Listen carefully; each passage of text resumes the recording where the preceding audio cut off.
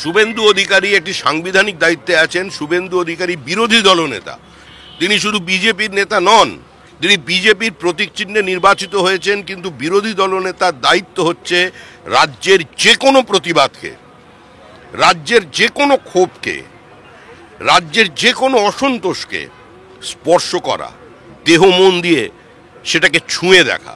সেই জন্য তার কাছে যারা এসেছিলেন ডেকেছেন এবং তিনি সেখানে গেছেন। সুতরাং এটা আপনি সব বিজেপির শুভেন্দু অধিকারী মনে করবেন না।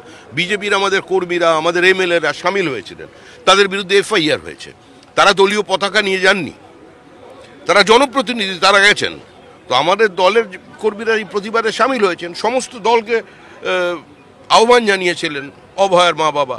তো সেই ডাকে আমাদের দলের কর্মী নেতারা সামিল হয়েছেন এবং বিরোধী দল নেতা এটা গেছেন, এটা কর্তব্য তার। আমি প্রথম, দ্বিতীয়, তৃতীয় কোনো সারির নেতা নই।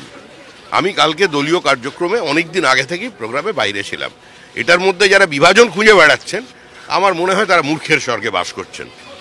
আমি একটি পরিবার একমাত্র কন্যা সন্তানকে হারিয়েছে।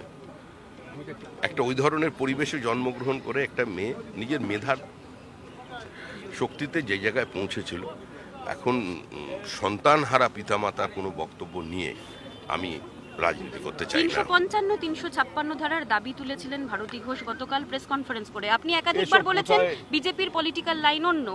এই মুহূর্তে রাজ্যে কি 355 বা 356 দাবি আপনারা করছেন? দেখুন, এই মুহূর্তে পশ্চিমবঙ্গের বহু মানুষ আমাদের প্রশ্ন করছেন যে পশ্চিমবঙ্গের যে অবস্থা, শুধু এখানে নয়, যে বাঙালিরা বিদেশেও আছেন, তারাও আমাকে প্রশ্ন করেছেন। আমি সাম্প্রতিককালে ওই সিন্দুর নিয়ে গিয়েছিলাম আমি ইউরোপের 7টা দেশে, সেখানেও বাঙালিরা প্রশ্ন করছেন। আমাকে অনেকে জিজ্ঞাসা করেছেন যে টোটাল ব্রেকডাউন অফ কনস্টিটিউশনাল মেশিনারির অর্থ কী, সরকার কি করে আছে। কিন্তু আমরা আমাদের দলের অবস্থান এটাই যে আমরা কোনো নির্বাচিত সরকারকে 356 লাগিয়ে ফেলে দেবার নীতিগতভাবে বিরুদ্ধে।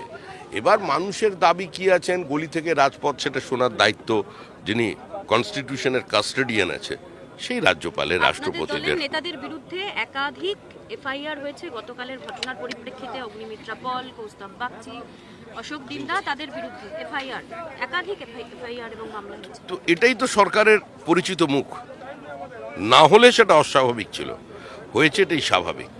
যে প্রতিবাদ স্বতঃস্ফূর্ত, যে প্রতিবাদ সমস্ত রাজনৈতিক বেড়াজালকে পেরিয়ে গেছে, যে প্রতিবাদ নেমে এসেছিল রাস্তায়, যেখানে সম্পূর্ণ ভিন্ন মতাদর্শের রাজনৈতিক কর্মী নেতৃবৃন্দ হাতে হাত ধরে প্রতিবাদ করেছিলেন এই বাধ্যতার সংস্কৃতি থেকে মুক্তি পাওয়ার জন্য, এই অচেনা রাজ্যটাকে আবার চেনা রাজ্যে ফিরিয়ে আনার জন্য, একটা মেয়ের পরিবারকে বিচার পাওয়ানোর জন্য। তো সেখানে সরকারের ভূমিকা তো দেখেছেন। তো স্বাভাবিকভাবেই কালকের যে আন্দোলন ছিল সেটা অরাজনৈতিক আন্দোলন। সেই আন্দোলনে তো কেউ দলীয় পতাকা নিয়ে যায়নি, তারা সমস্ত রাজনৈতিক দলের কাছে গিয়েছিলেন, সমস্ত রাজনৈতিক দলের কাছে আহ্বান জানিয়েছেন, আমরাও গিয়েছিলাম, বিরোধী দলের নেতাও গিয়েছিলেন। তো সেজন্য স্বাভাবিক তাদের উপরে মামলা হচ্ছে।